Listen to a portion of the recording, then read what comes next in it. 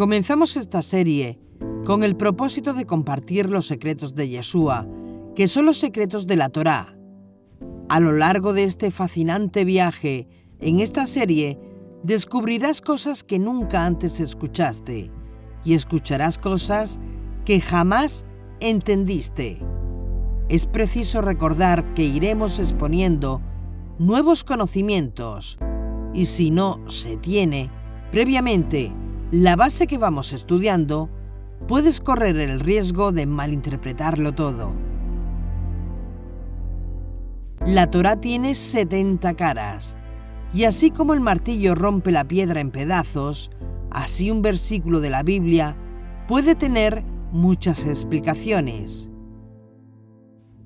Y en la búsqueda de encontrar la riqueza de la Torá, en cada versículo, en cada palabra y en cada letra, es que nos acercamos a ella buscando las enseñanzas de Yeshua en ella. Porque Yeshua no enseñaba cristianismo, ni budismo, ni paganismo. Yeshua enseñaba Torá. Yeshua, como maestro de Torá, sacaba lo oculto de la Torá. Y eso es lo que vamos a hacer en esta serie.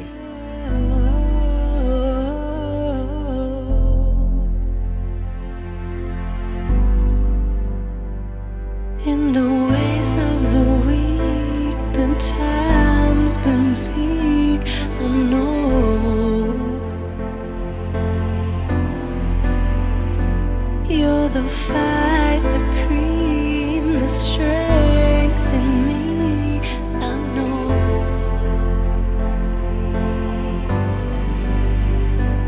And you're driving me crazy.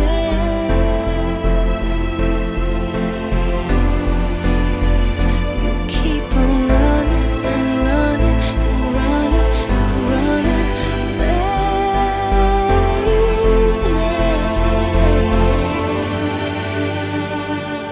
Slow down, you go too fast now.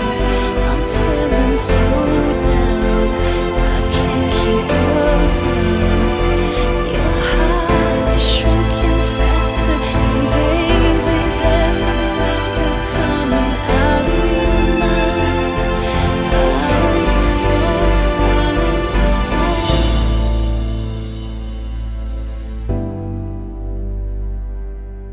Los secretos de Yeshua. Capítulo 3. La circuncisión del corazón. Sweet lover.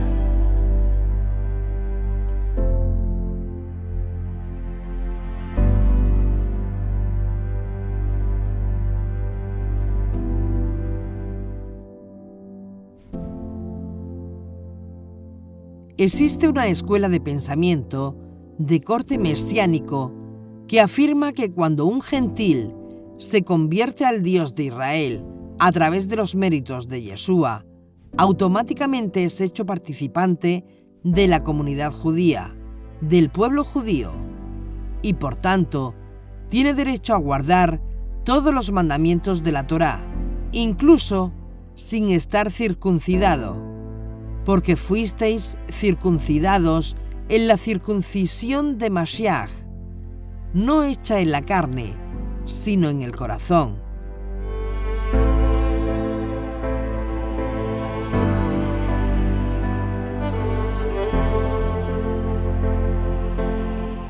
Esta misma escuela enseña además que los hijos de los circuncidados con la circuncisión de Mashiach nacen judíos, y entonces a estos sí hay que circuncidar a los 8 días como judíos, y desde entonces se inicia una nueva generación de judíos circuncidados, conforme al pacto antiguo.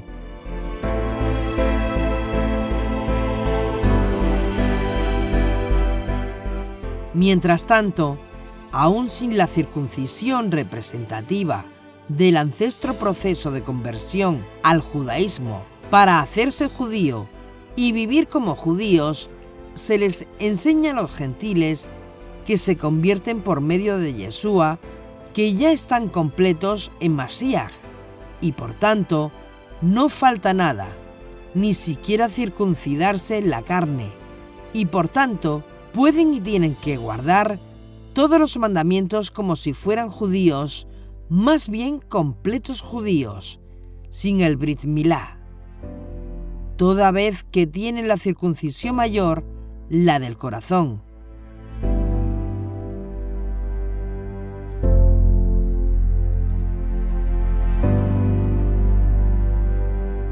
La gente que es víctima de tales enseñanzas son instruidos y motivados e incluso exigidos a asumir una forma de vida judía expresada en el uso del tzitzit como si fueran judíos. Uso del talit de oración judío como si fueran judíos y uso de la mezuzá en sus puertas. Además del uso del tefilín y vestidura de corte ortodoxo, como judíos ortodoxos, barba larga, peyot en algunos casos, cobertura de tipo ortodoxo en las mujeres, pues injertados significa, según esta escuela, ser hechos judíos por su unión con Yeshua, que les permite todos esos derechos sin tener que circuncidarse en la carne con todo lo que tal acto significa. Este tipo de razonamiento no es correcto por muchas razones. Primero, nunca tal cosa ha sido enseñada por ningún rabino ni autoridad rabínica en Israel desde los días de Yeshua.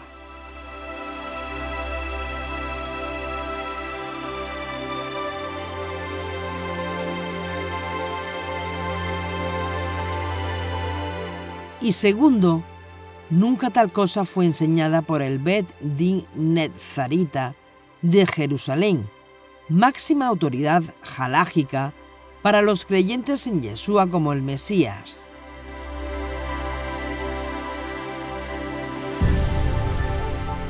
Ya ha sido demostrado hasta la saciedad que cuando los líderes y autoridades rabínicas de los judíos nezaritas del primer siglo, dentro de los primeros 10 años después de la desaparición física de Yeshua, se reunieron para considerar este asunto, enfrentados a las demandas de algunos miembros que exigían que el movimiento nazareno fuera exclusivamente de corte judío, sin presencia gentil, y por tanto, a todos los gentiles que oyeran las buenas noticias de redención que se proclamaba a ellos, había que circuncidarlos y ordenarles que guarden la ley de Moisés como judíos.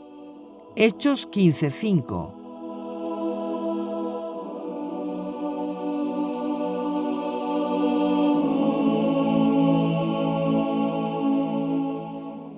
Con todo y lo atractivo que era esa idea, sobre todo para el propio movimiento nezarita y su relación con el resto de las sectas judías del momento, que sería visto como un movimiento netamente judío, como los demás y por lo tanto aceptado y reconocido, se opusieron rotundamente a dicha idea, precisamente por no dañar, en virtud del aplauso de los hombres, los méritos mismos de Yeshua.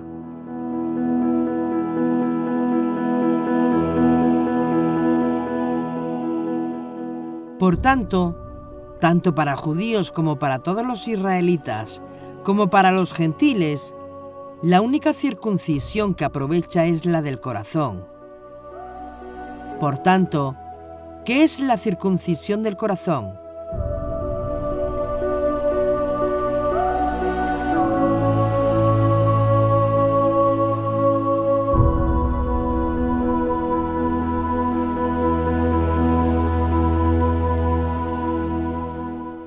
Para llegar ahí tenemos que ir a la Parashá Emor. Toma su nombre precisamente del primer texto, del primer verso, con la que inicia la lectura de Levítico. Vayikra capítulo 21, verso 1. Vayomer Adonai el Moshe Emor, el Jacohanín Benei Aarón. Y dijo el Eterno a Moisés: habla a los sacerdotes, hijos de Aarón, y les dirás. Y en definitiva, reciben específicamente esta orden, y es que el sacerdote, por un muerto, entre su pueblo, no se puede impurificar. Y ese es básicamente el tema que destaca en este versículo.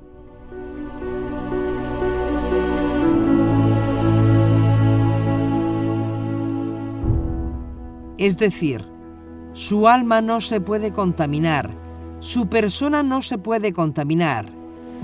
Claramente esta parashá destaca porque contiene las instrucciones dadas a los sacerdotes, los hijos de Aarón. El propósito de los preceptos que encontramos en esta parashá revela la gran elevación espiritual, la pureza interior, la pureza exterior que debían tener los que servían al altar. Al punto que solamente por familiares cercanos, padre, madre e hijo, hermano o hermana, con ciertas condiciones, podrían contaminarse con muertos al ir a su entierro. La razón por la cual tenemos tantos mandamientos específicos para los Kohanim, para los sacerdotes, en esta parashá, responde al hecho de que los Kohanim constituyen el alma de la nación judía.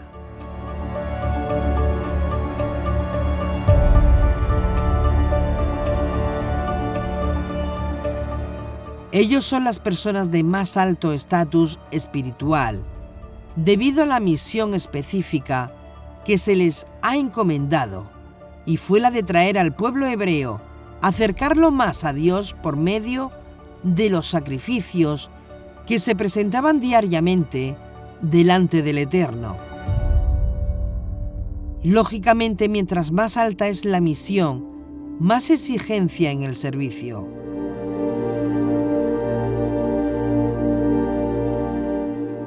Y según la parashá Vayikra, las restricciones de los sacerdotes radica en no contaminarse, especialmente por entrar en contacto con los muertos, porque un cadáver humano se considera la mayor fuente de impureza ritual que existe.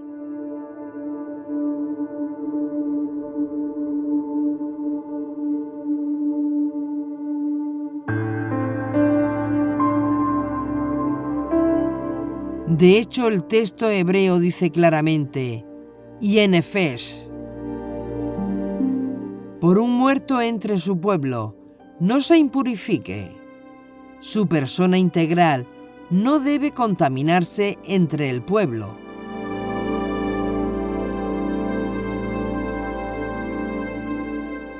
En otras palabras, no debe entrar en contacto con los cuerpos muertos del pueblo de Israel.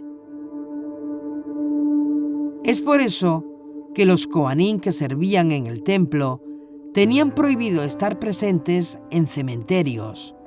No podían estar presentes en funerales.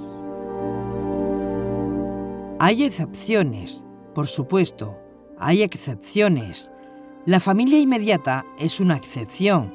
El padre, la madre, la esposa, hijos e hijas. Las hijas, siempre que sean vírgenes y vivan con él bajo el mismo techo.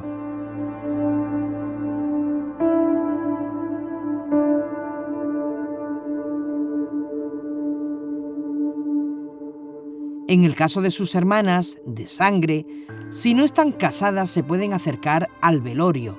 Si las hermanas están casadas, no pueden acercarse. Es decir, una cantidad enorme de reglas. La razón por la cual no puede entrar en contacto con los muertos entre el pueblo es debido al hecho de que los Kohanim tienen o tenían que administrar sus servicios en el templo de Jerusalén.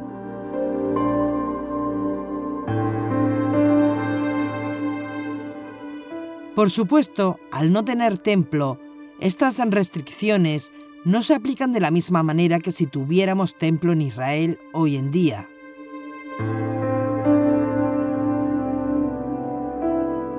Es decir, un Cohen, un sacerdote, podía perder su estatus de servicio como sacerdote y no puede regir como sacerdote si ciertas cosas suceden que lo descalifiquen para hacer su servicio. Por ejemplo, si tiene algún defecto físico, no puede servir en el templo. Vamos a suponer que un sacerdote nace visco, no puede servir como sacerdote. Vamos a suponer que es cojo, no puede servir en el sacerdocio. Tiene un testículo magullado, no puede servir en el sacerdocio. Es sordo, no puede servir en el sacerdocio. Queda descalificado. O si le falta una oreja, no puede servir en el sacerdocio, porque está también descalificado. De paso, esto demuestra el respeto y la dignidad del oficio que Yeshua imputó y defendió a los sacerdotes, aparte de toda la situación que había con los gobernantes o el sumo sacerdote y demás. Yeshua defendió a los sacerdotes, porque siempre había puros y buenos individuos extraordinarios. Yeshua defendió la silla de los Coanín.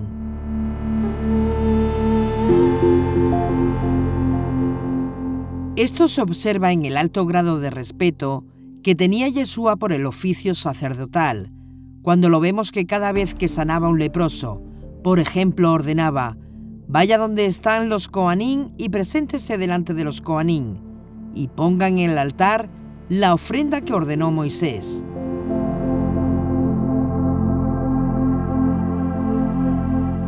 Lo vemos también a Yeshua, respetando el oficio cuando el Cohen, que servía de asistente al sumo sacerdote, fue alcanzado por la espada defensiva de Kefá, Pedro, a quien le cortó la oreja derecha de un tajo. En el momento de cortarle la oreja derecha, es señal que ya no podía entrar al templo nunca más, pues quedaba descalificado como Cohen, como sacerdote. Esa escena, que pasa desapercibida por muchos y mal interpretada por casi todos, tiene muchas más implicaciones, como ya estamos revelando.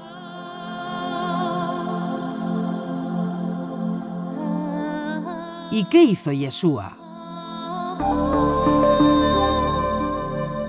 Le sanó la oreja, devolviéndole no solamente la salud, no solamente la estética, sino sobre todas las cosas, devolviéndole el oficio sacerdotal.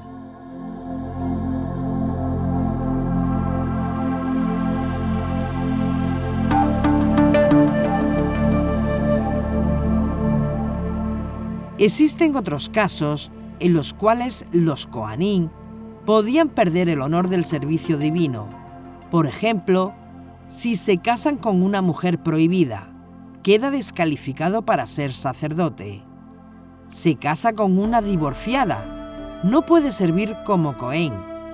Si se casa con una conversa, no puede servir como sacerdote en el templo. La Torá no solamente impone niveles de santidad más altos al Cohen que al resto de Israel, sino que impone también mayores niveles de santidad a la familia del sacerdote. A su esposa, a sus hijos y a sus hijas. El honor de ser Cohen es muy grande, y el honor de ser miembro de la familia de un Cohen es muy grande.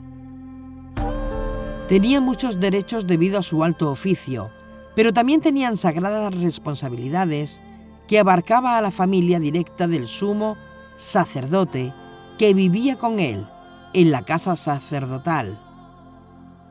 En otras palabras, la santidad del Cohen es tan grande que aún sus hijos que vivan con él en su casa, se les requiere vivir en santidad y justicia. De lo contrario, la penalidad impuesta a los miembros de la familia del Cohen es altísima, comparado con el resto de Israel.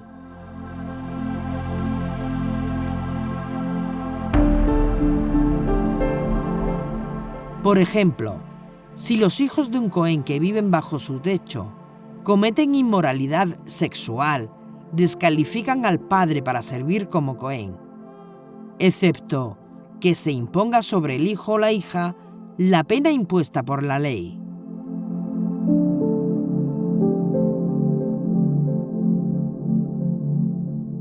Esta fue, por ejemplo, una de las razones por las cuales Elí fue descalificado para el puesto sacerdotal en la época de Samuel, porque sus hijos estaban cometiendo inmoralidades en el santuario y él no se lo prohibió.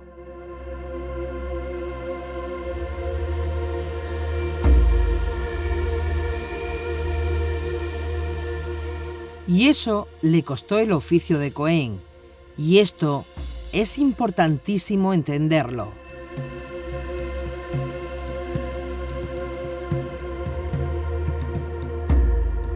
Si la hija de un Cohen se contamina a sí misma, por ejemplo, cometiendo fornicación, adulterio, con su acción contamina la posición de su padre. Le causa deshonor, y Torá exige una pena de muerte, incluso para la hija del Cohen.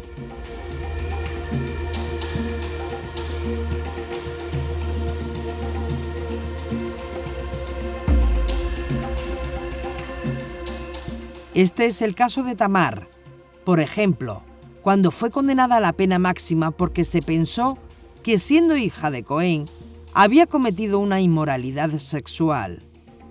Se le imponía a la persona la pena capital. Pero vamos a explicar esto, sobre las diferentes penas jurídicas que se aplicaban según la Torá en Israel, en los días bíblicos, porque es muy importante.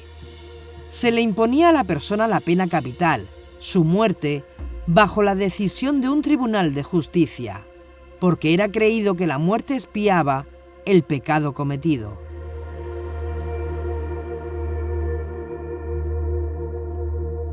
Y entonces creían que aumentaba de esa manera las posibilidades de alcanzar el perdón divino.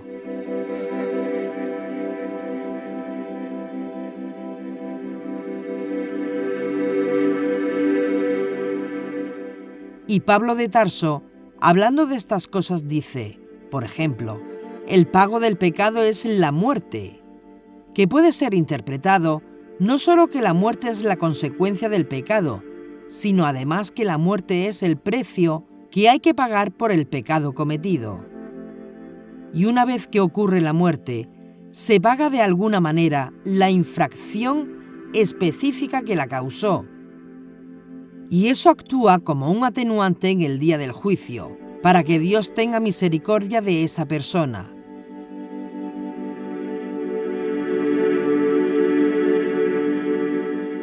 Visto de esa forma, la pena de muerte no es una venganza autorizada, es más bien misericordia impuesta.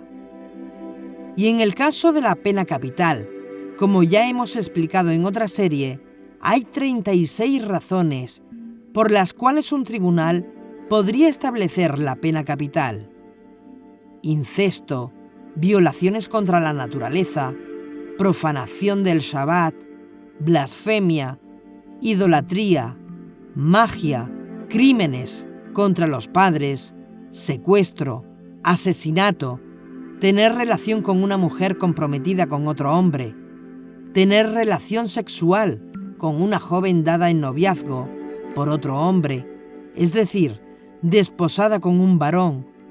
En todos estos casos, dice la Torá, si la hija de un Cohen se contamina a sí misma en inmoralidad sexual, ella ha contaminado la posición de su padre y debe ser quemada al fuego. Es decir, terrible pena, una terrible pena capital.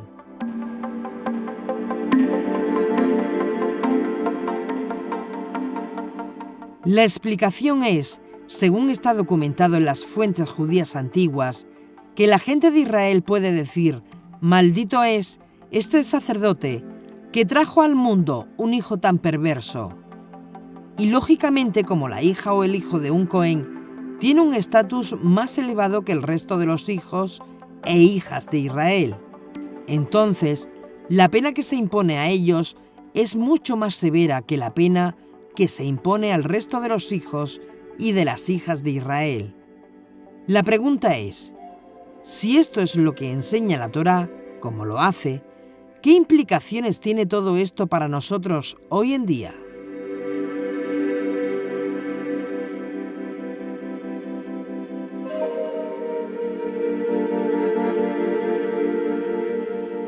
Esto es lo que enseña la Torá, hace 4000 años atrás. Pero ¿qué implicaciones tiene esto para nosotros hoy en día? La lección que enseña a todos es que Dios no solamente demanda santidad de uno, sino también de la familia que vive bajo el techo de uno. Y esa es una tremenda implicación que tiene hoy en día para nosotros.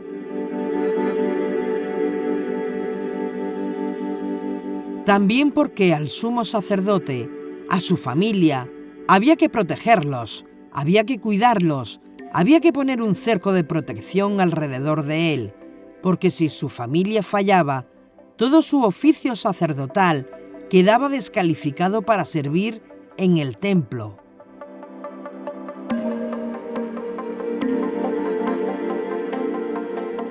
Las leyes de los Kohanim son extremadamente vastas, muy profundas, y son objeto de estudio en todas las yeshivot del mundo. Debido a estas restricciones, a un Cohen, bajo ninguna circunstancia, podía contaminarse con un muerto, excepto en las excepciones que ya hemos mencionado. Retornando a este hecho, vamos a pedir una reflexión a cada uno que escuche este documental con respecto a una parábola contada por maestro de Torá, Yeshua, que tiene como trasfondo a esta persona. Yeshua estaba enseñando, haciendo una exposición de Torá acerca del segundo mandamiento más grande que existe, que es amar a tu prójimo como a ti mismo. Y alguien le dice, Maestro, tengo una pregunta. ¿Quién es mi prójimo? Esto es una pregunta muy importante, porque algunas sectas elitistas del primer siglo enseñaban que el prójimo es solamente tu hermano judío.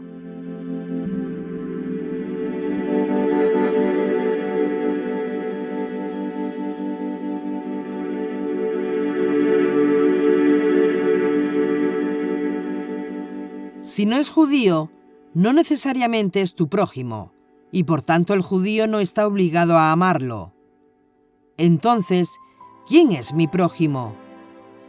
Otros dicen que tu prójimo son los cristianos. Entonces, ¿quién es mi prójimo?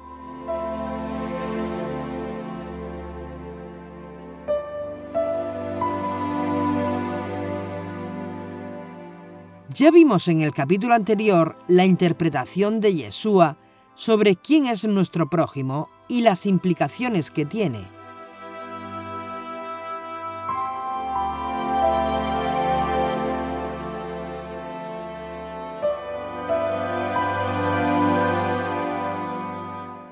En referencia a esa pregunta y teniendo en cuenta este contexto cultural y toda la explicación del capítulo anterior, donde expusimos a Yeshua, donde propone una parábola, donde más o menos viene a decir que un hombre descendía de Jerusalén a Jericó y en el camino fue atacado por unos ladrones que le golpearon, le saquearon todo lo que tenía y lo dejaron tirado, medio muerto.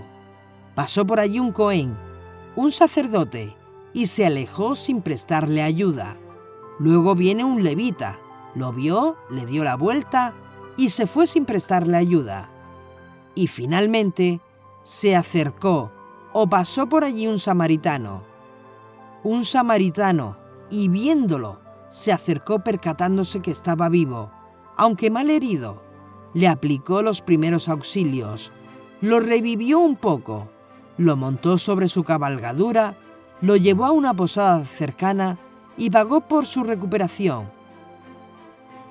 Luego pregunta Yeshua al que le hizo la pregunta, ¿quién te parece que fue el prójimo del hombre herido? Y él responde, el que usó misericordia con él. Yeshua le dijo: «Bien, has respondido, ve tú y haz lo mismo». Lucas 10:37. De esto aprendemos que, según Yeshua, todo ser humano es tu prójimo, todo ser humano es tu prójimo, y todo ser humano herido requiere atención y cuidado sin importar su trasfondo étnico. Y es maravilloso que aún hoy en día, 2000 años después de esta enseñanza del Rey, este principio ético está vigente en casi todo el mundo. Entonces, para conocer bien la parábola de Yeshua sobre nuestro prójimo, tenemos que conocer las leyes de los Cohanim. La pregunta es: ¿hizo bien o hizo mal el Cohen al alejarse del hombre tirado a la orilla del camino? ¿Hizo bien o hizo mal el sacerdote o el levita? La Torá exige que el Cohen no se contamine por un muerto.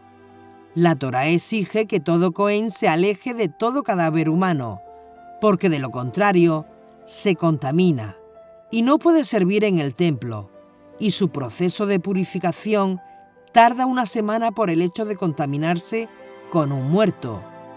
Entonces, ¿hizo bien o hizo mal el Cohen al alejarse del hombre tirado a la orilla del camino? La respuesta es: hizo mal. No importa si Cohen o Leví, a pesar de las restricciones de santidad que se impone sobre un Cohen, debido a su alto estatus como servidor de Dios Altísimo, porque la vida humana siempre toma precedencia sobre el resto de los mandamientos, con la excepción de 3.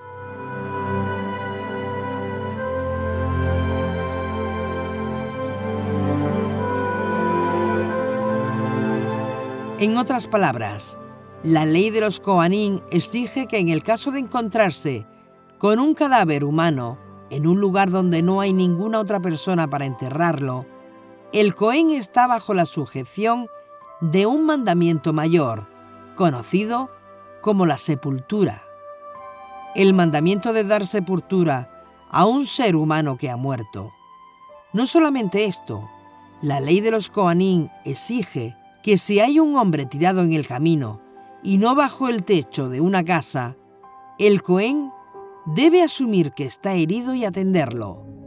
Y si descubre que está muerto, enterrarlo.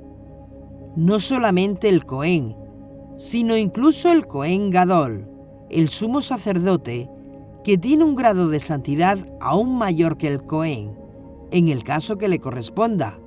Por ejemplo, oficiar el sacrificio pascual. Está permitido que se contamine con el cuerpo muerto del Corbán Pesaj, para poder cumplir con el mandamiento de Pesaj, porque es un mandamiento que tiene mayor peso. Entonces, por el principio de mayor peso, la ley sí permite al Cohen contaminarse por el cuerpo muerto del Corbán Pesaj. Cuanto más no debe extenderse la permisión, tratándose de un ser humano. Incluso en el caso de Brit Milá, si a un sacerdote, a un Cohen Gadol, le correspondiere cortar el prepucio, que supone entrar en contacto con una parte, aunque pequeña, de carne muerta, está obligado a hacer el Brit aun cuando eso lo impurifique.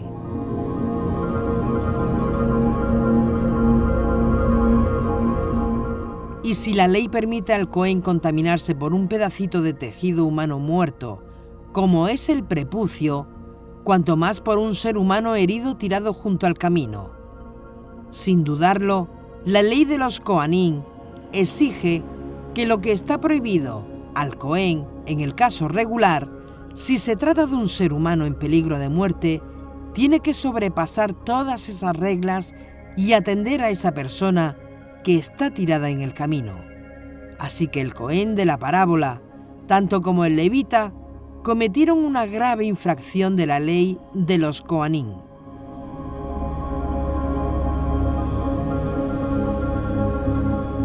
¿Cuál es la enseñanza de Yeshua detrás de todo esto? La enseñanza del maestro es éticamente más poderosa aun cuando introduce a un samaritano, que no está obligado por las leyes de los Coanín y que no era considerado ni siquiera judío por la mayoría del pueblo Israel en aquellos años, guardando la ley de los Coanín mejor que los propios Coanín, y poniendo incluso de su propio dinero para salvar la vida de un ser humano. Y es aquí donde entramos en un área sumamente difícil de explicar, un área extremadamente fina, pero que nosotros tenemos que conocer bien para no caer en errores.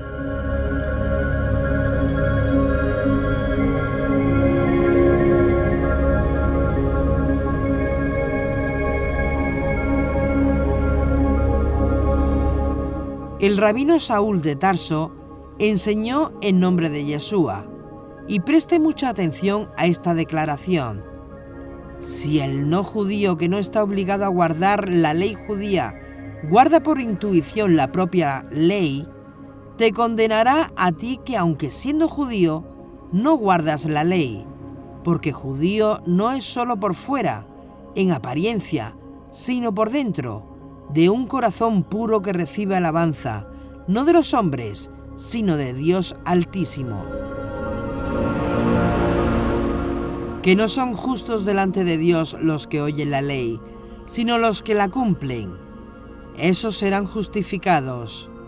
En efecto, cuando los gentiles que no tienen ley cumplen naturalmente las prescripciones de la ley, sin tener ley, para sí mismos son ley, como quienes muestran tener la realidad de esa ley escrita en su corazón, atestiguándolo su conciencia y los juicios contrapuestos de condenación o alabanza, en el día en que Dios juzgará las acciones secretas de los hombres, según mi buena noticia, por Mesías Yeshua. Romanos 2, 13-16.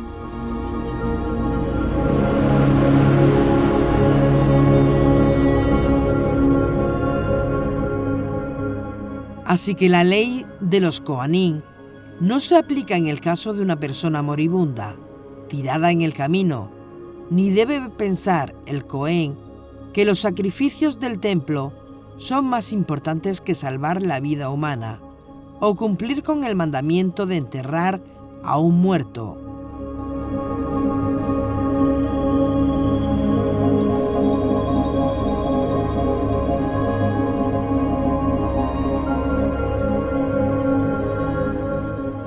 Y esto nos pone precisamente en el terreno más sagrado de la ética judía que existe.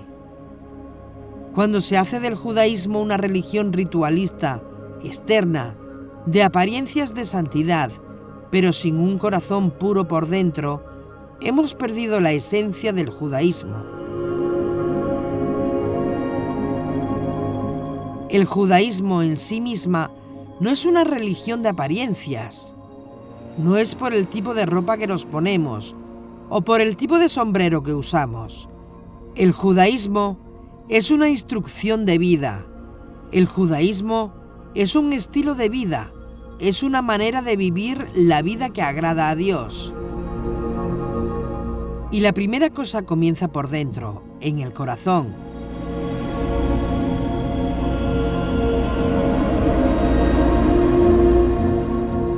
En la época de Yeshua había muchas escuelas y había muchas sectas judías. El judaísmo de la época de Yeshua, lejos de ser un judaísmo monolítico, era un judaísmo extremadamente polifacético, con muchas escuelas. Cada rabino dirigía una escuela diferente, y los discípulos de los diferentes rabinos se conocían porque imitaban a su rabino, a su maestro, tanto en manera como vestía, como la manera como enseñaba, como en la manera como aplicaba, explicaba e interpretaba la ley. Si el rabino se vestía de azul, sus discípulos se vestían de azul. Si el rabino se vestía de negro, sus discípulos se vestían de negro.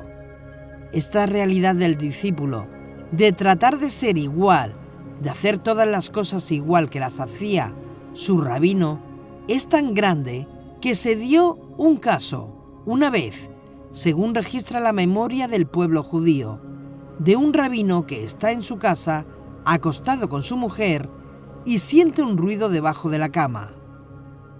Y bajo la cama estaba uno de sus discípulos escondidos, y le dice: «¿Qué haces tú aquí?». Y le responde: «Quería saber cómo usted hace la relación íntima para yo hacerlo igual con mi mujer». Esto demuestra hasta dónde llegaba el discípulo en su deseo de ser como su rabino. De hecho, Yeshua habló de eso. Dijo: «Un discípulo no es más que su maestro. Bástele a su discípulo ser como su maestro». Mateo 10:25.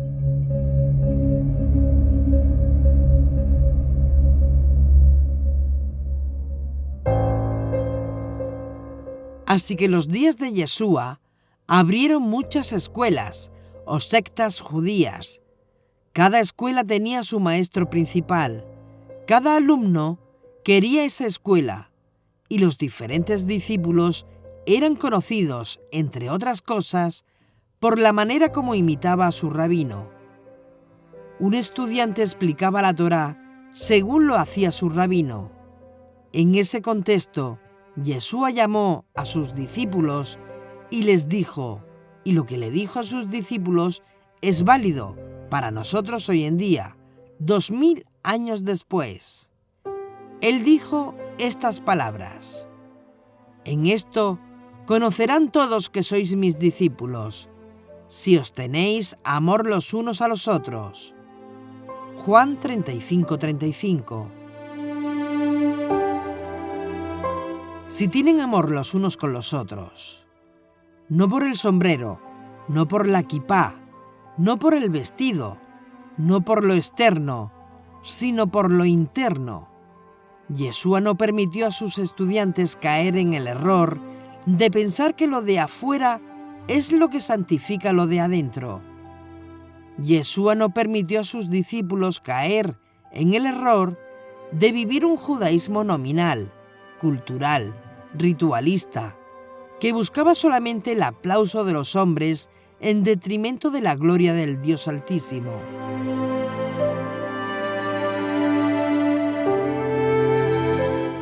Yeshua enseñaba: «Cuando tú des tzedaká, no hagas sonsonar las arcas del templo delante de la gente.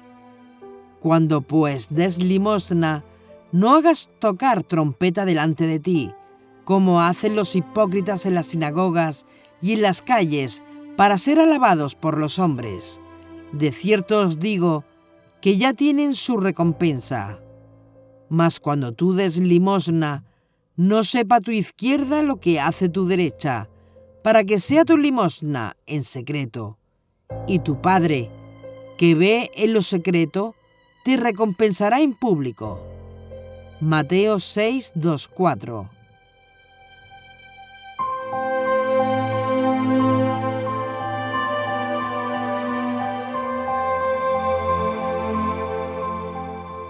Es decir, ¿está mal usar peyot? Para nada, pues da una imagen bellísima a un hombre. Pero si tú eres askenazi, si tú no eres askenazi, uno no debe usar peyot, porque uno debe seguir la raíz espiritual de su madre. Es decir, una forma de decir, si tu creencia no es la de los askenazi, no debes tener apariencia de askenazi. Si su madre es sefardí, debe seguir la línea sefardí, y por eso no somos menos judíos.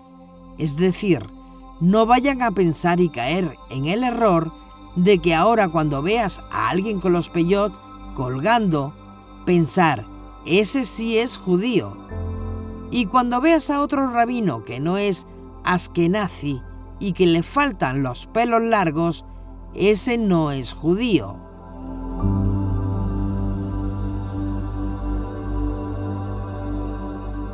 ¿Está mal usar los tzitzit por fuera tocando las rodillas? Para nada. Si esa es la costumbre espiritual de los de tu familia, de donde tú procedes, está bien. Los sefardíes no acostumbraban a llevar los tzitzit por fuera hasta las rodillas.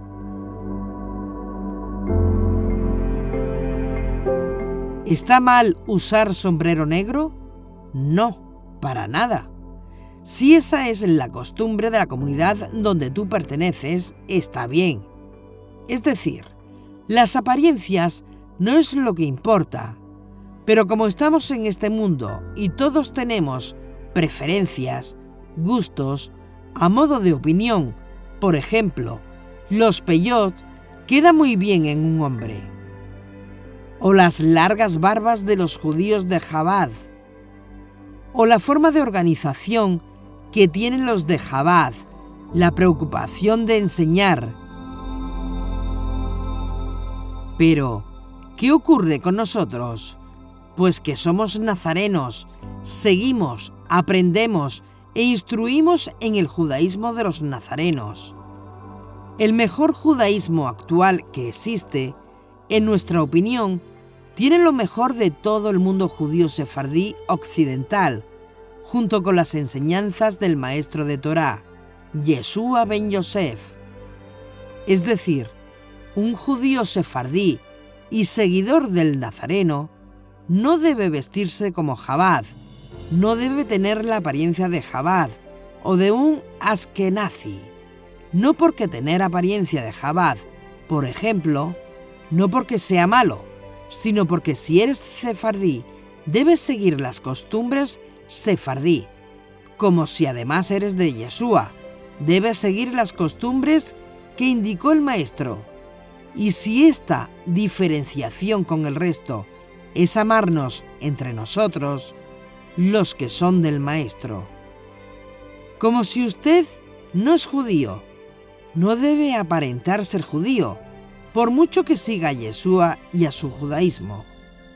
Es decir, en lo que queremos poner la atención es que Yeshua no demanda de nosotros vivir aparentando lo que no somos. Yeshua sí demanda de nosotros es que desarrollamos siempre la actitud de anabá, de humildad, no buscando la gloria de los hombres, no buscando ser vistos por los hombres. En otras palabras, los piadosos, los hasidín de Yeshua, deben pasar desapercibidos, en su época, simples judíos, sin vestimentas espectaculares que los delaten.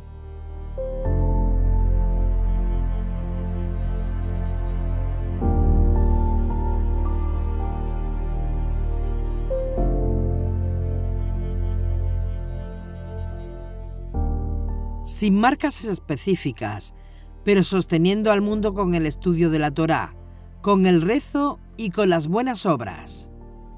Sosteniendo el mundo con el estudio de la Torá, con la plegaria, como vimos en el capítulo anterior, y con las buenas obras. Dice el Ribi, cuando tú ayunes que nadie lo sepa.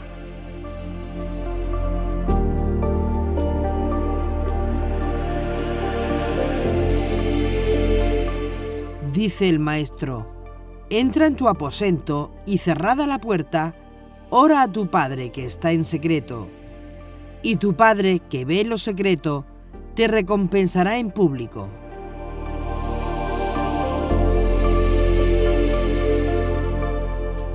Y Yeshua dijo más, oye, cuando tú des limosna, no sepa tu mano derecha lo que hace tu izquierda.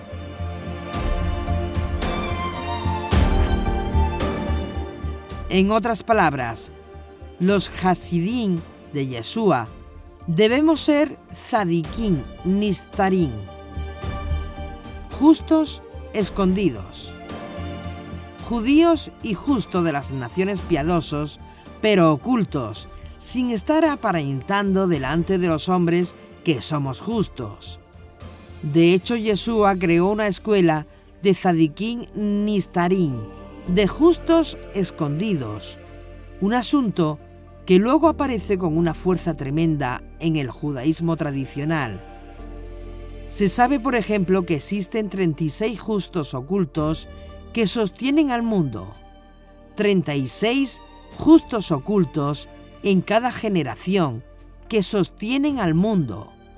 En otras palabras, siguiendo las enseñanzas de Yeshua, y sea que lo sepan o no, sea que le den crédito o no, según el judaísmo tradicional, el mundo se sostiene no por los nazarenos, no por los de Chabad, no por los Breslov, no por los sefardí, no por los askenazi, no por conservadores o neoconservadores, no por ortodoxos, no por liberales o por cualquier grupo que quieran añadir.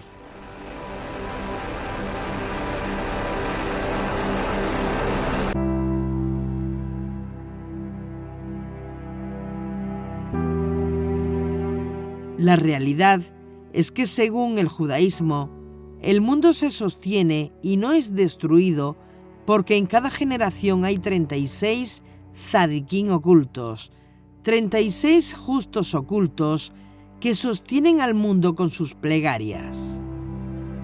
Hombres santos y puros de corazón que no hacen alarde de santidad, posiblemente un recogedor de basura o un repartidor o un gentil que ni él mismo sabe que es un tzadikín.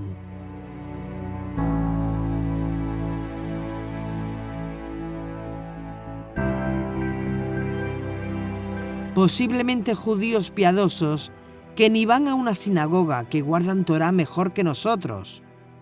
Posiblemente un gentil que ni sabe de Torá, pero guarda Torá mejor que nosotros. No conocemos sus nombres, no los podemos identificar, pero ellos son los que sostienen el mundo para que no sea destruido de una vez por todas.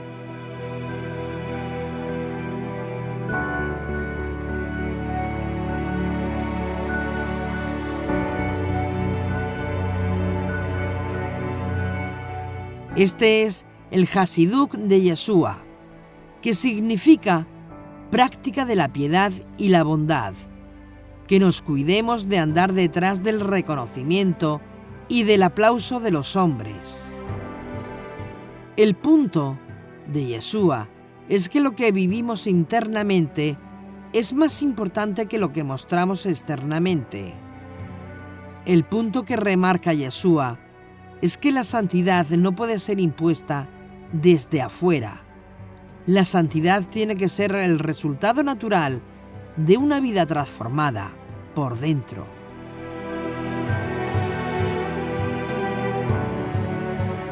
Aunque el mono lo vistan de seda, mono se queda. Es decir, para cambiar nuestro ser, debemos hacerlo por dentro, no por fuera. Así que no podemos imponer a nadie el judaísmo. No podemos imponer a nadie que se haga judío. El asunto tiene que venir de adentro. Algo tiene que nacer dentro de ti. Tiene que provenir de la circuncisión de tu corazón. Y es por eso que a toda persona que se convierte al Dios de Israel se le hace pasar por las aguas antes de ser recibido en la comunidad.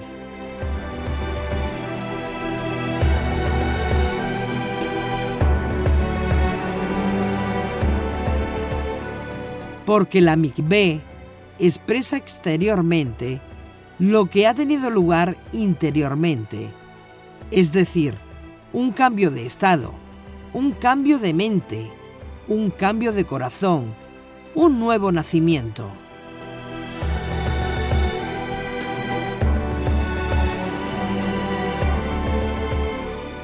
Pasar a una persona por la mikvé, por las aguas, sin un nuevo corazón, es darle un mal baño y no tiene ningún beneficio para esa persona.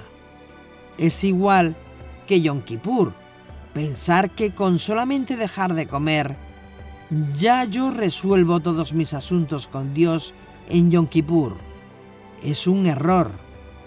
Si el elemento espiritual falta, si la kavaná del corazón falta, si el temor de Hashem falta, Yom Kippur no tiene ningún beneficio para ti. Solamente cuando el corazón está circuncidado, entonces la circuncisión en la carne tiene sentido.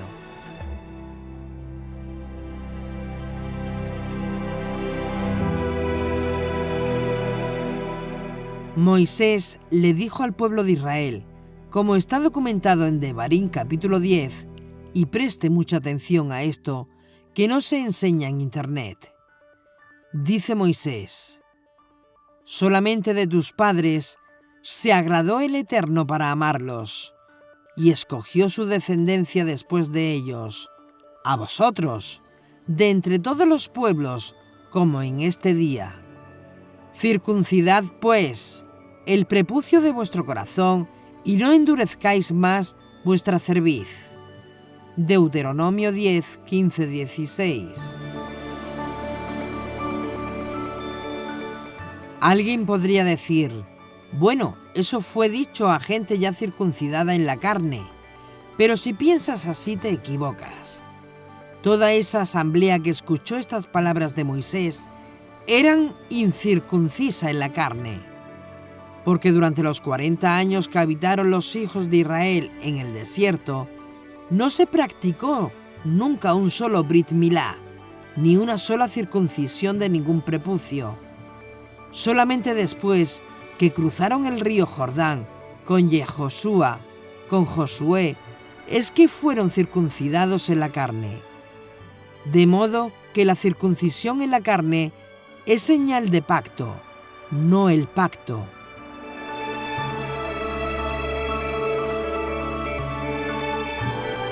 Y escuchen bien lo que estamos hablando. La circuncisión en la carne es señal del pacto, no el pacto. Una cosa es el pacto y otra cosa es la señal del pacto.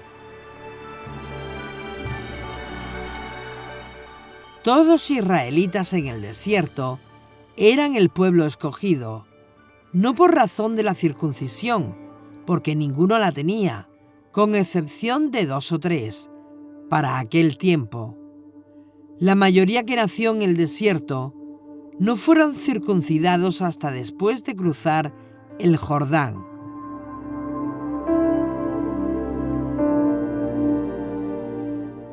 Pero el hecho de no estar circuncidados, y presten atención, no los descalificó para ser considerados el pueblo escogido, porque la elección es por los padres.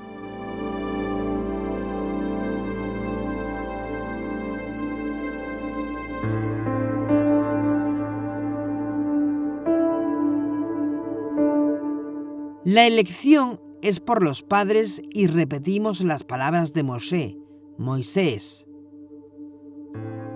Solamente de tus padres se agradó el Eterno para amarlos, y escogió su descendencia después de ellos, a vosotros, de entre todos los pueblos, como en este día. Deuteronomio 10, 15, 16.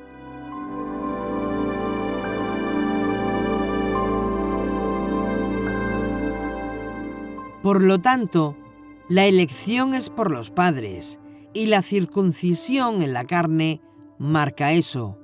Sin embargo, la vida de una relación con Dios Altísimo tiene que darse mucho más allá que eso. La vida judía tiene que ser el resultado de la circuncisión del corazón, que tiene como sello la marca de la circuncisión en la carne.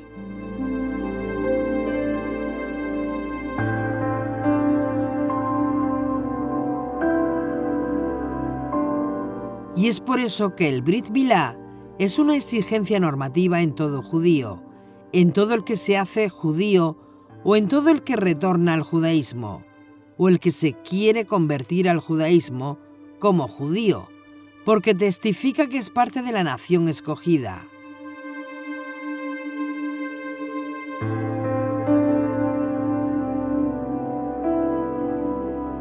Y como parte de la nación escogida, al estar circuncidado, ahora tiene el deber de vivir como judío, y no puedes vivir como judío sin la circuncisión del corazón, que aplica tanto a hombres como a mujeres.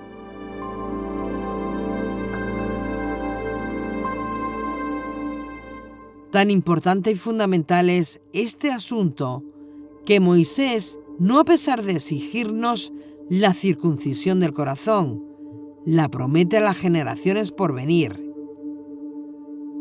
Dice Moisés, circuncidará, futuro. Circuncidará el Eterno tu Dios, tu corazón, y el corazón de tu descendencia para que ames al Eterno tu Dios Altísimo, con todo tu corazón y con toda tu alma, para que vivas. Deuteronomio 36. Para que vivas.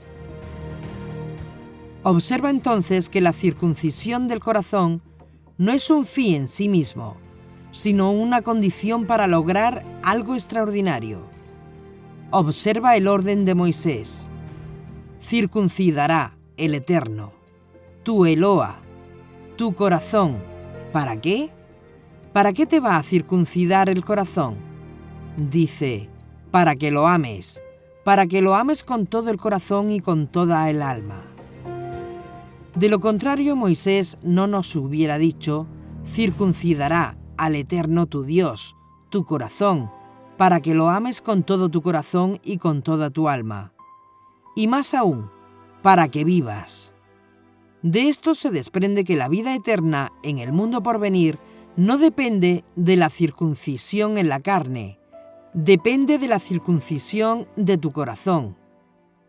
Dice Moisés, no solamente de tus padres se agradó el Eterno para amarlos y escogió su descendencia después de ellos a ustedes, todos los que están aquí de pie en este día.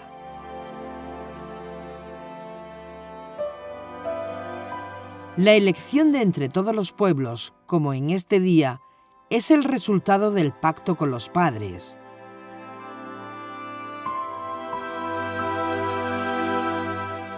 De modo que el pacto abrahámico no es anulado con la llegada del pacto sinaítico, sino confirmado, no anulado, confirmado. Y el que tenga oídos para oír, oiga.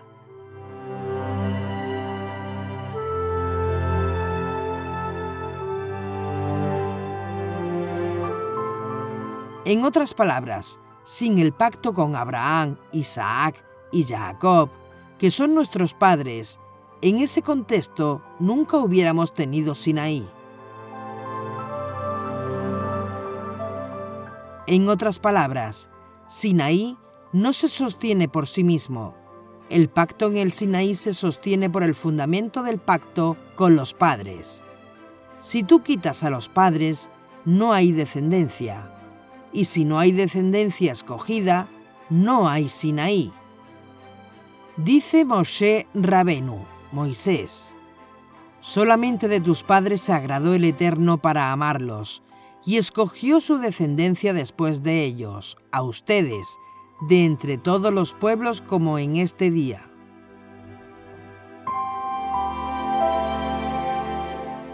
Y a ese pueblo escogido de la descendencia de los padres y en virtud de los padres, Moisés dijo, circuncidad, pues, el prepucio de vuestro corazón y no endurezcáis vuestra cerviz. Queda claro que la circuncisión del corazón es una exigencia también para todo el que requiere la circuncisión en la carne, y no podemos separar la una de la otra. No podemos separar la una de la otra sin dañarlas. Ambas son requeridas, ambas tienen que ser honradas y ambas tienen que ser respetadas en su debido orden. La diferencia es evidente, pero la exigencia es críticamente fundamental si queremos entender lo que realmente es el judaísmo, no una religión limitada exclusivamente por prácticas externas, sino el resultado de un corazón puro. Como dijo el rey David, ¿quién subirá al monte de Adonai? ¿Y quién estará en su lugar santo? El limpio de manos y puro de corazón, el limpio de manos y el puro de corazón. Salmos 24, 3, 6.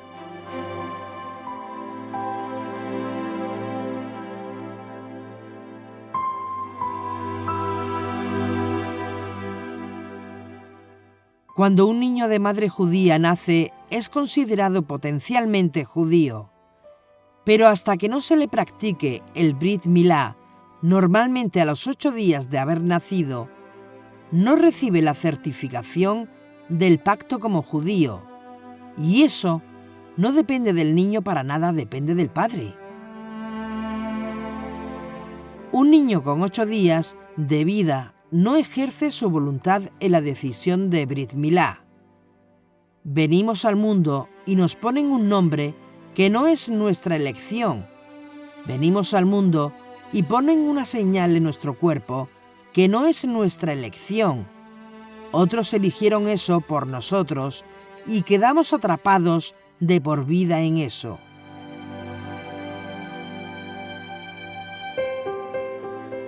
En otras palabras, para un judío, cuando los padres dijeron en el monte Sinaí, todo lo que el Eterno ha dicho haremos, todo israelita quedó atrapado a eso.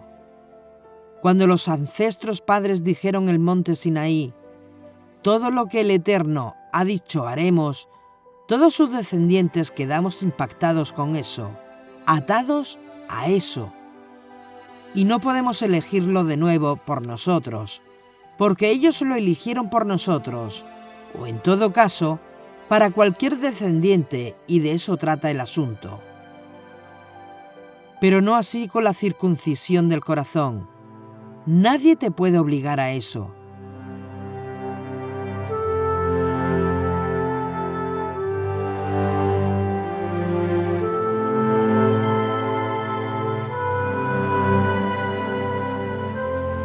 La circuncisión en la carne lo pueden hacer tus padres por ti, pero la circuncisión del corazón nadie lo puede hacer por ti. Nadie puede reemplazar tu decisión. Es algo que Dios pone sobre tu única y exclusiva decisión. La decisión del corazón no depende de otra persona, excepto de ti, y solo de ti. Y el único que puede practicar esa circuncisión del corazón es Dios mismo, el Eterno mismo.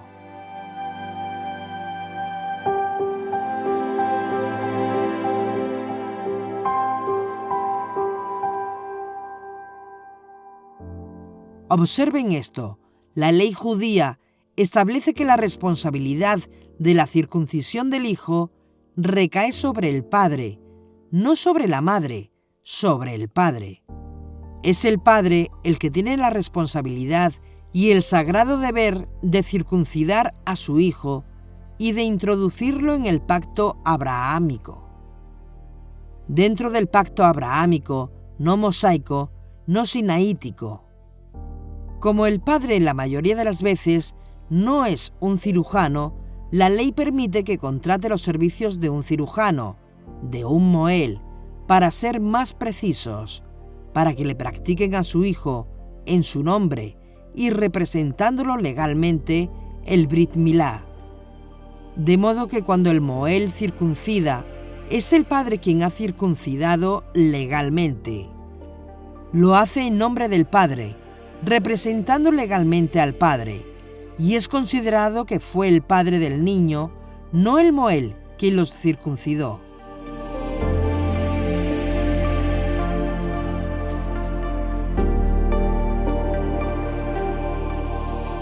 Y así como los padres eligen un moel para que los represente y circuncide a los hijos, en su lugar, así también Dios, que es el Padre de todos nosotros, necesita un moel para que le circuncide a sus hijos el corazón.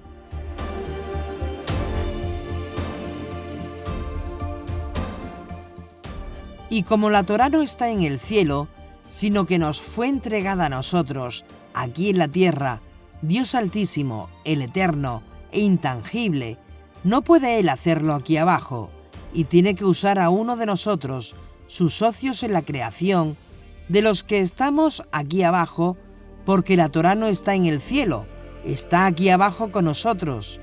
Y como Dios no puede venir y hacerte la circuncisión del corazón, porque la Torá no está en el cielo, está en la tierra, escoge a un Moel de aquí abajo como nosotros, para que circuncide tu corazón.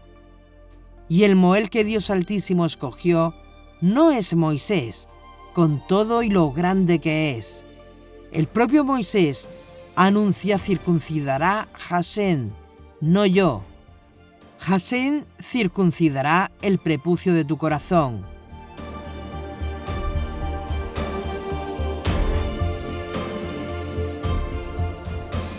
El modelo que Dios escogió no es el rey David, ni ninguno de los profetas antiguos.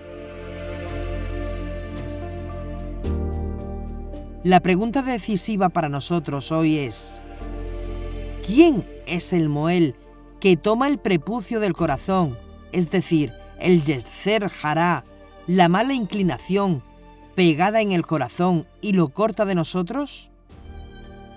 Este es el desafío del judaísmo nazareno.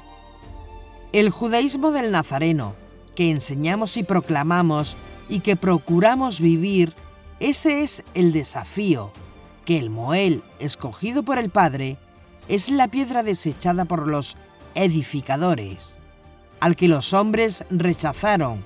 Fue la elección de Dios Altísimo. ¡Qué ironía!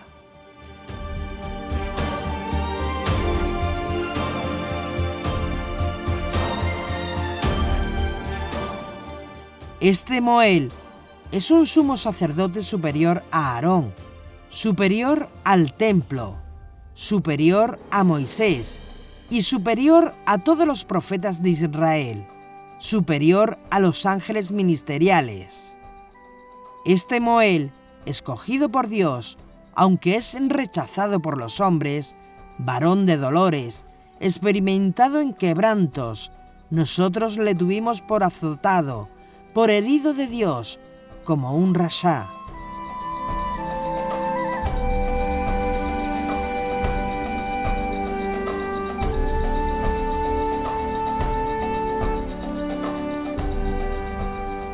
Fue herido por nuestras transgresiones, molido por nuestros pecados. El castigo de nuestra paz fue sobre él, por su llaga fuimos nosotros curados. Este es el modelo escogido por Dios para circuncidarte el corazón. El justo Mesías, nuestro justo Mesías.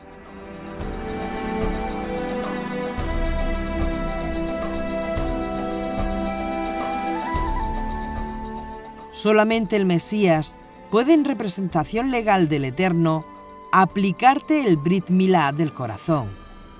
Solamente el Mesías puede hacerlo, no Moisés, no Aarón y no David, sino Yeshua, escogido por Dios como el Mesías.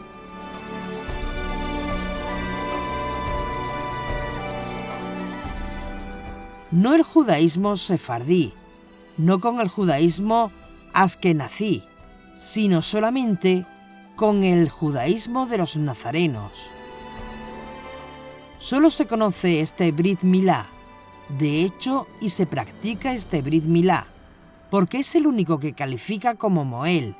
Nació de mujer judía, de padre judío de la simiente de David, vástago de Isaí, como está escrito en la Sagrada Torá. El Eterno ha establecido el decreto: mi hijo eres tú, hoy te he engendrado. O como está escrito en el libro del profeta Isaías: he aquí saldrá un vástago de la raíz de Isaí, y surgirá un nezer, una rama de sus raíces, y crecerá, y reposará sobre él Ruach HaKodesh. Reposará sobre él el espíritu de Adonai, espíritu de sabiduría e inteligencia, espíritu de consejo y fortaleza, espíritu de ciencia y temor de Adonai. Isaías 11:2. Reposará sobre este nezer, reposará sobre este vástago escogido, sobre este único elegido, de entre todos los hijos de Isaí. Ruach HaKodesh, Ruach Jochma, Ruach Binah, Ruach Ezá, Ruach Geburah, Ruach Daat, Ruach Irat, solamente para capacitarlo por una obra fundamental, circuncidar tu corazón, como anunció Mosé. El profeta Yirmiyahu, Jeremías, nos recuerda esto una generación más tarde que Isaías, y nos dice el profeta Jeremías: circuncidaos para Adonai. Acepten que se les corte el prepucio del corazón, hombres de Yehudá.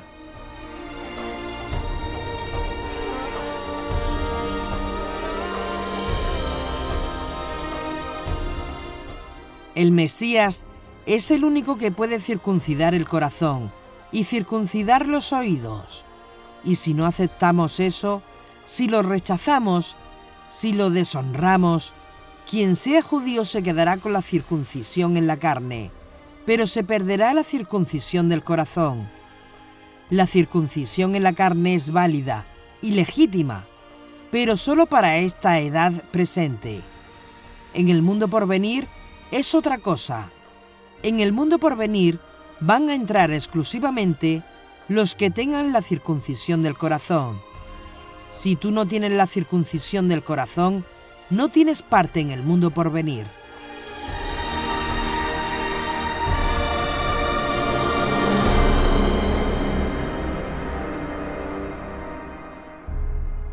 La circuncisión en la carne aprovecha, pero no te lo garantiza. La circuncisión en la carne te lo facilita, pero no es automático. Sin la circuncisión del corazón, tú puedes hacer aliyá a la tierra de Israel si tienes la circuncisión en la carne. Pero para hacer aliyá al mundo por venir, necesitas la circuncisión del corazón. Esa circuncisión es la que te va a mirar y la que te van a pedir, la que te van a exigir.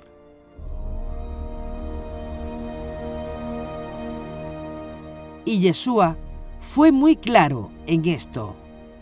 Y él les dijo eso a los judíos de su generación. Y aunque nos quedemos solos en este canal, lo seguiremos diciendo y exigiendo a cada uno de ustedes, creyentes, que quiera tener proximidad con Yeshua. De lo contrario, esto no tiene sentido. Yeshua les dijo a su generación: si ustedes no aceptan que yo soy el Mesías, en vuestros pecados moriréis. Juan 8:24.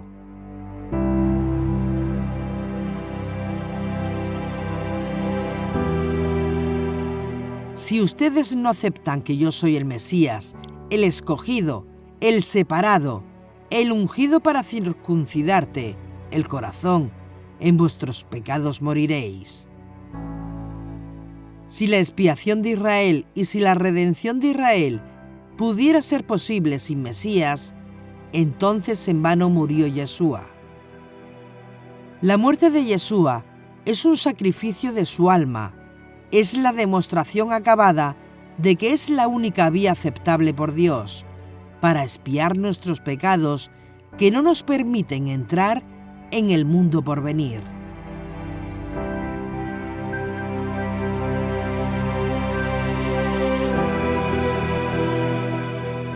Él es el único, Yeshua, que puede practicarte en nombre de Dios el Brit Milá de tu corazón, quitarte la orla, quitarte el prepucio de tu corazón. Si no entendemos esto, no tiene sentido nada de lo que estamos haciendo aquí.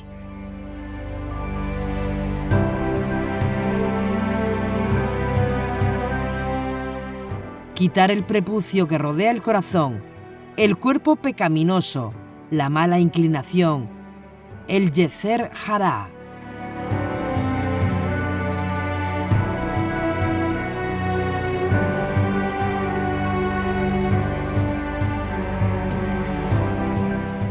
Y por eso el profeta Ezequiel anunció: Os daré corazón nuevo, y pondré espíritu nuevo dentro de vosotros, y quitaré de vuestra carne el corazón de piedra, y os daré un corazón de carne, y pondré dentro de vosotros mi espíritu, y haré que andéis en mis estatutos, y guardéis mis preceptos, y los pongáis por obra. Habitaréis en la tierra que di a vuestros padres, y vosotros me seréis por pueblo, y yo seré a vosotros por Dios. Ezequiel 36, 26-28.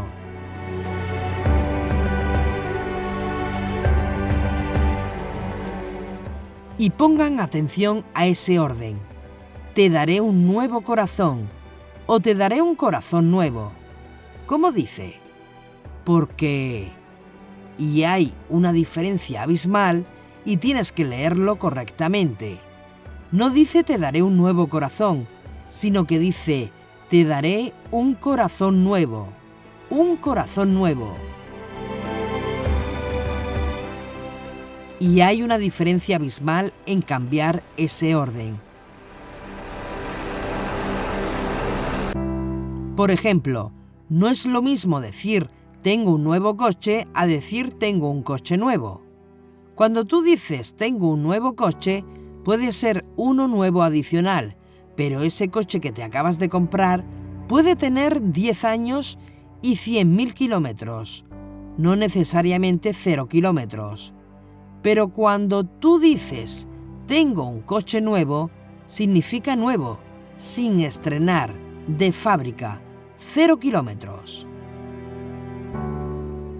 De la misma manera, si decimos me pusieron un nuevo corazón, posiblemente significa que el anterior no me funcionó, te operaron y te pusieron otro. Lógicamente, no es lo mismo decir me pusieron un corazón nuevo a decir me pusieron un nuevo corazón. Un corazón nuevo es uno que no había sido visto, una nueva naturaleza, una nueva persona dentro de ti, el mismo cuerpo por fuera, pero por dentro eres una nueva persona.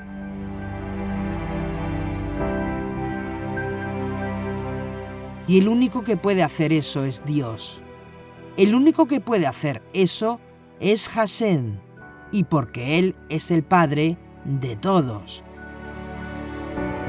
Y así como es el Padre, el responsable de circuncidar en la carne a sus hijos, y tiene que buscar un Moel, tiene que buscar un circuncidador para que lo reemplace en su lugar.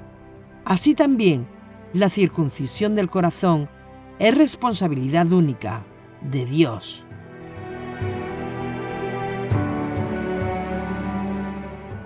Y debido a que Él es de arriba y nosotros abajo, y la Torá está abajo y no arriba, Él se ve en la obligación de buscar un circuncidador, un Moel, que practique en su nombre ese Brit Milá del corazón, y ya lo ha escogido.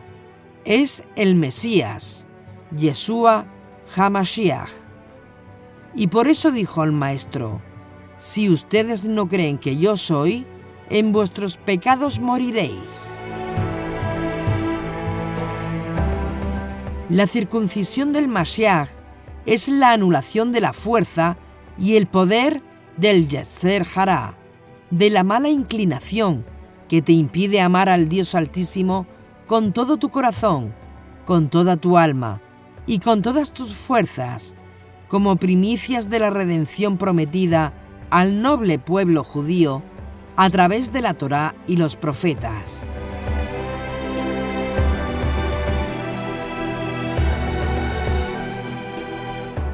En la circuncisión en la carne, que sirve como analogía para la circuncisión del corazón, cuando se corta el prepucio, se entierra en la tierra. Mínimo hay que hacer 18 pulgadas de profundidad y enterrar el prepucio allí. En la circuncisión del espíritu se corta el Yetzer Hará, pero no se puede enterrar el Yetzer Hará, porque habría que enterrarte a ti.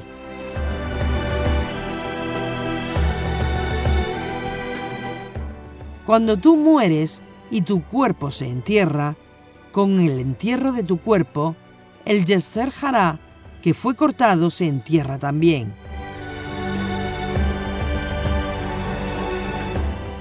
Y entonces serás libre para siempre de la presencia del Yeser Hará, libre del poder y de la presencia de la mala inclinación.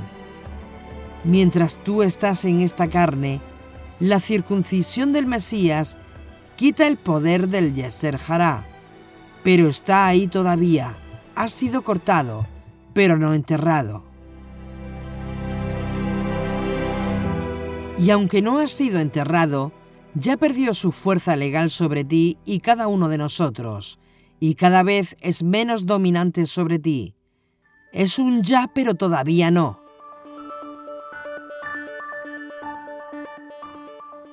Con la resurrección, con gloria, te va a ser quitada entonces la presencia del Yeser Hará, que fue cortada por el Mesías, y te vas a convertir en un ser humano con cuerpo inmortal, para estar con Hashem eternamente y por siempre.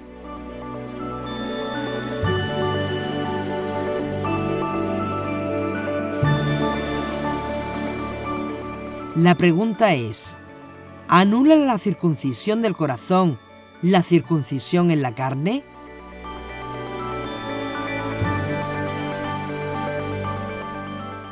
Lógicamente, la circuncisión del corazón no anula para nada, y cuidado con esto, no anula para nada la circuncisión de la carne para el judío, pero al mismo tiempo la supera.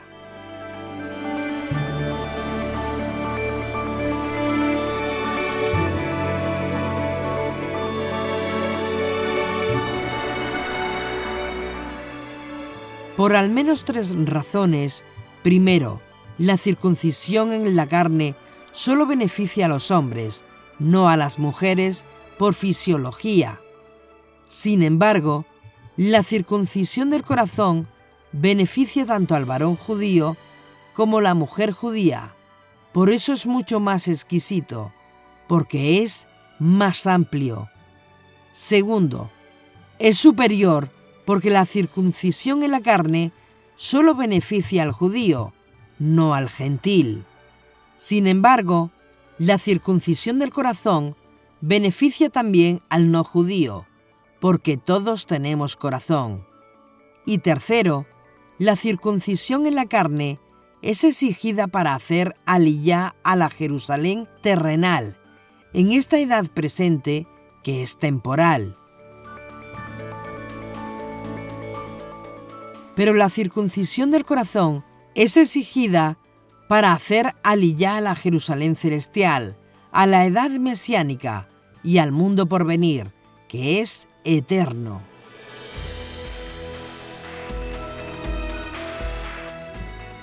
Por lo tanto, no podemos decir, yo tengo la circuncisión del corazón, yo no necesito la circuncisión en la carne. Estás equivocado si dices eso, siempre que seas judío. Porque si dices eso y eres judío, estás demostrando que no tienen la circuncisión del corazón, porque ningún judío con el corazón circuncidado niega la validez y normatividad de la circuncisión en la carne, como señal de pacto.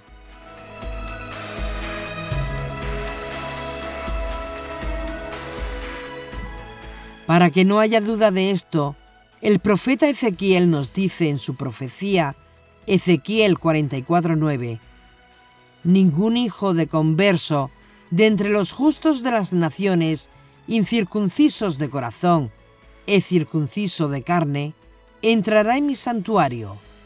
De todos los hijos de los justos de las naciones que están en medio de los hijos de Israel. En otras palabras, un justo de las naciones no puede decir, oh, yo tengo la circuncisión en el corazón, por lo tanto, no tengo restricciones, yo puedo entrar ya al santuario y ministrar delante del Eterno. Yo soy sacerdote espiritual. Pero no es así. En esta edad presente, solo los sacerdotes y solo los levitas, pueden entrar al santuario terrenal, administrar delante del Eterno. Así que, al Santo Obispo de Roma, con todo el respeto que te mereces como ser humano, delante de la ley de Dios, no sirves ni para atarle los zapatos a un levita judío. Excepto que seas judío escondido, oveja perdida en la casa de Israel.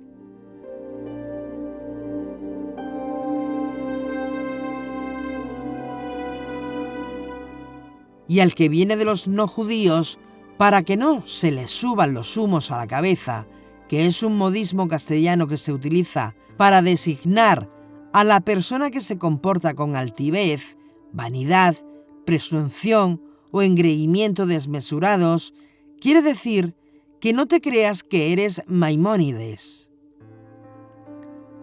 Y para que no se te suban los humos por la cabeza, el rabino Saúl, Pablo de Tarso, dice: no te olvides de algo, tú, creyente de origen gentil, por la fe estás en pie, por la fe estás en pie, pero nosotros los judíos somos las ramas naturales. Por lo tanto, no te enorgullezcas, sino teme.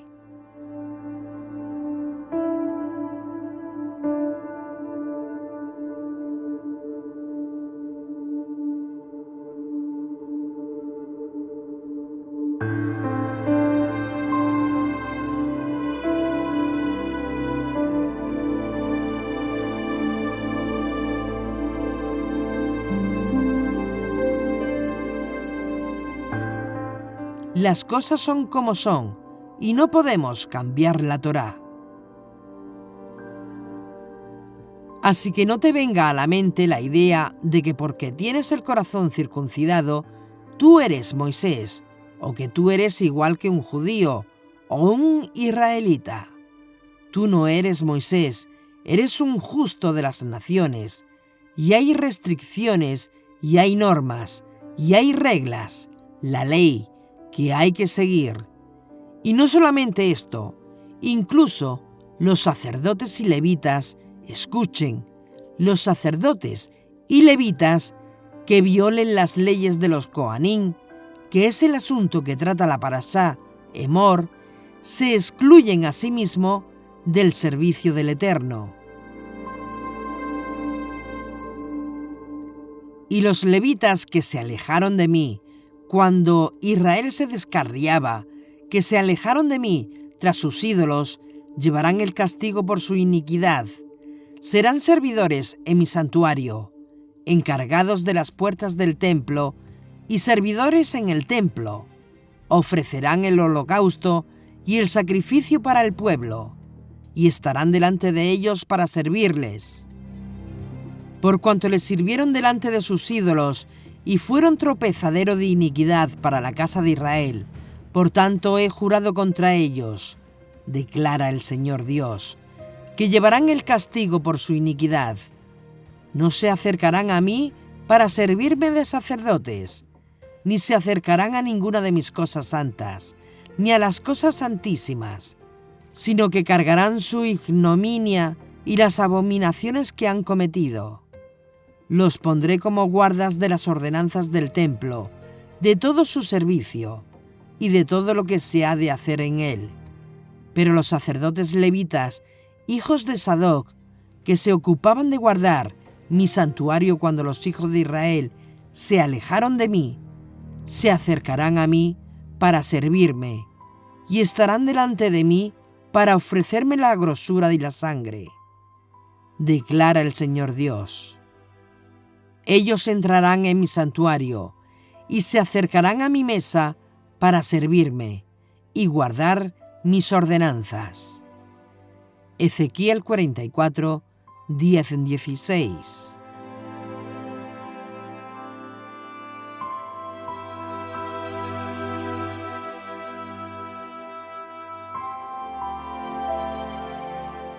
Por eso dijimos que cuando hacemos del judaísmo una religión ritualista, externa, con apariencias de santidad, sin un corazón puro por dentro, Hemos perdido la esencia del judaísmo, que no se da por apariencias, ni por el tipo de ropa que nos ponemos.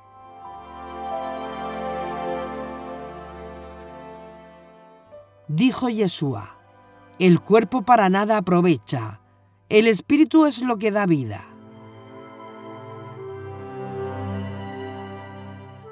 Es decir, las palabras de Torá que yo les he dado son espíritu y son vida. El judaísmo no es una religión de apariencias, sino que el judaísmo es un estilo de vida, una manera de vivir que agrada a Dios. Y la primera cosa comienza por dentro, por el corazón. Y eso es lo que Dios Altísimo pide de ti, antes que cualquier cosa. Dame, hijo mío, tu corazón, porque de ahí es que emana tu vida. Dame, hijo mío, tu corazón, y que tus ojos se deleiten en mis caminos, porque fosa profunda es la ramera, y pozo angosto es la mujer desconocida. Ciertamente como ladrón acecha, y multiplica los infieles entre los hombres. Proverbios 23, 26, 28.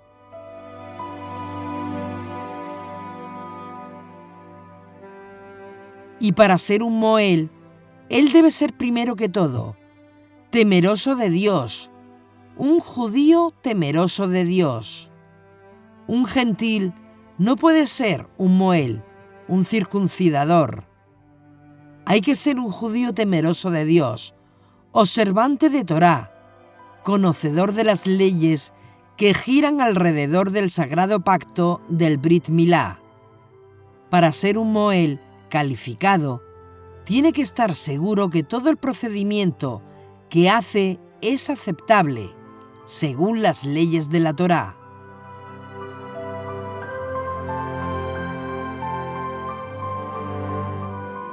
No existe judaísmo piadoso, de la clase que sea, que niegue esto, que el único que califica para mover el prepucio del corazón es Mashiach.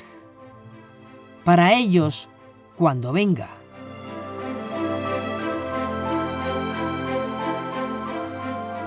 Por tanto, según el judaísmo jasídico tradicional, ningún judío ha podido ni podrá experimentar nunca la remoción de la orla del prepucio del corazón, porque solamente el Mesías es el que puede hacer eso, cuando venga.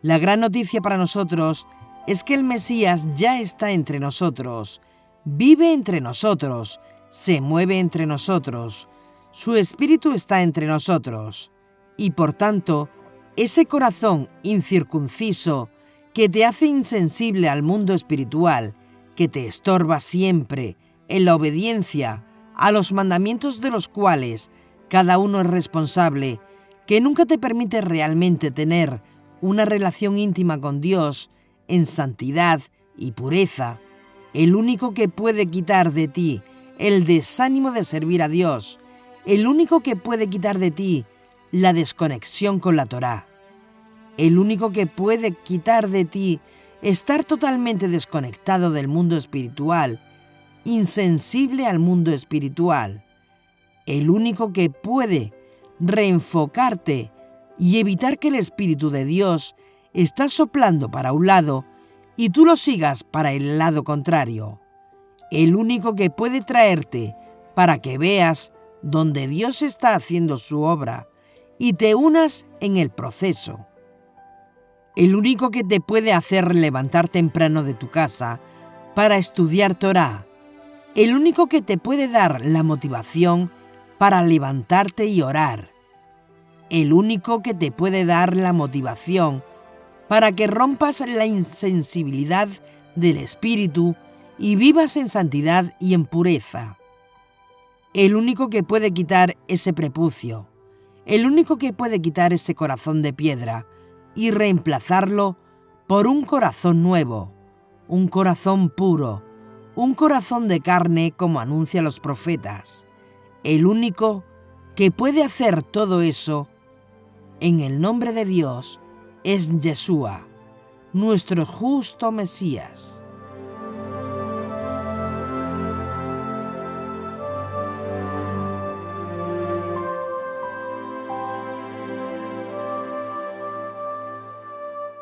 Cuando el Mesías, y esto es lo que tienes que entender, cuando el Mesías te circuncida el corazón, hace soplar sobre ti un porcentaje de los mismos espíritus divinos que recayeron y reposaron sobre él.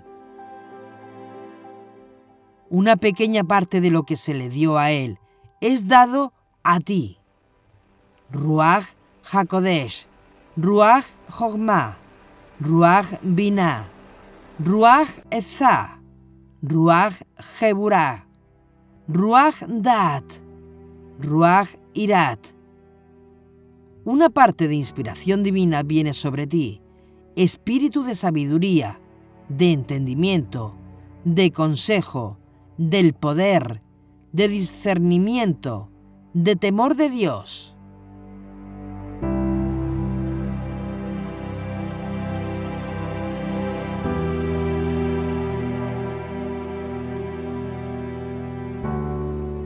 El Mesías es el Moel que el Eterno ha elegido para hacerte el Brit Milá de tu corazón. Y eso es lo que explica por qué existimos nosotros aquí. Y eso explica por qué tú estás con nosotros estudiando Torá.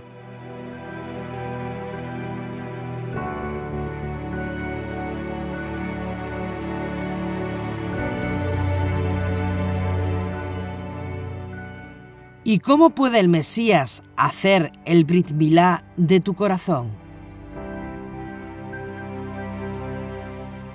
¿Cómo puede el Mesías quitar el prepucio del corazón?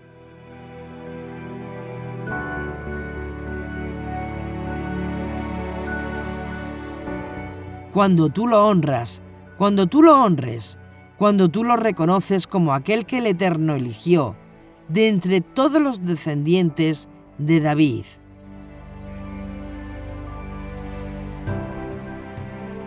Y para estar calificado para hacer la circuncisión del corazón, el Moel tiene que ser un judío piadoso, como Yeshua, temeroso de Dios, como Yeshua, observante de Torá, como Yeshua. Un judío piadoso, temeroso de Dios Altísimo, observante de Torá, y por eso Dios derramó sobre él sus 7 espíritus.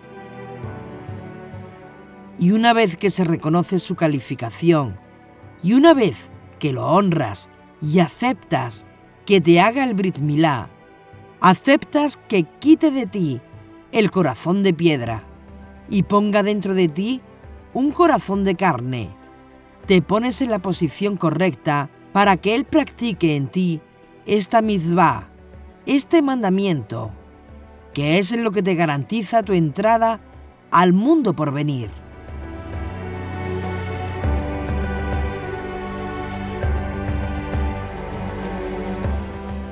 Y como es una operación a nivel espiritual, la única forma de recibirlo es por emuná a Hashem, creyéndole a Dios, emuná Hashem, creerle a Dios a través de lo dicho por Moisés y por los profetas. Ahora bien, ¿para qué nos sirve la circuncisión del corazón?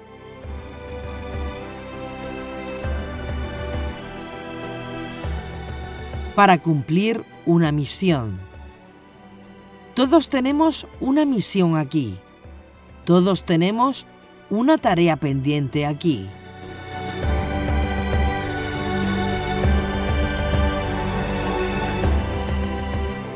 Y esto nos lleva al hecho de que Dios nos tiene que llevar por camino de transformación, un camino de prensado, de machacado de aceite. Porque si Yeshua, por lo que padeció, aprendió la obediencia, Hebreos 5:8, cuanto más nosotros.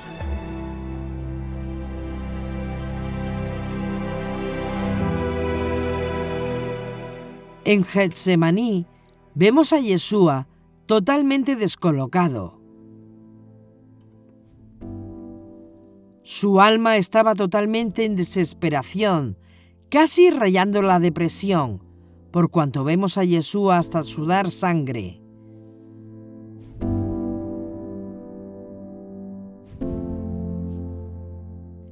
Yeshua sabía que iba de camino al matadero. Entonces, ¿por qué no guardó su vida como manda la Torá y se marchó del monte de los olivos y se perdió para que no lo encontraran?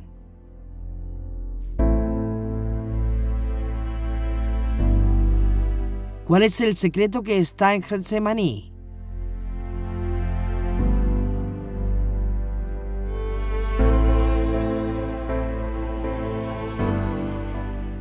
¿Cuál es el secreto de Yeshua en Getsemaní?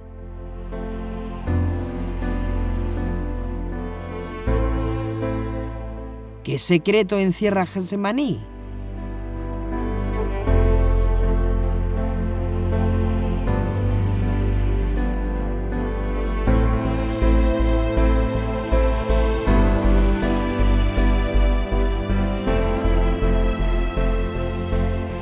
Lo vamos a ver con todo detalle y eso cambiará tu vida para siempre.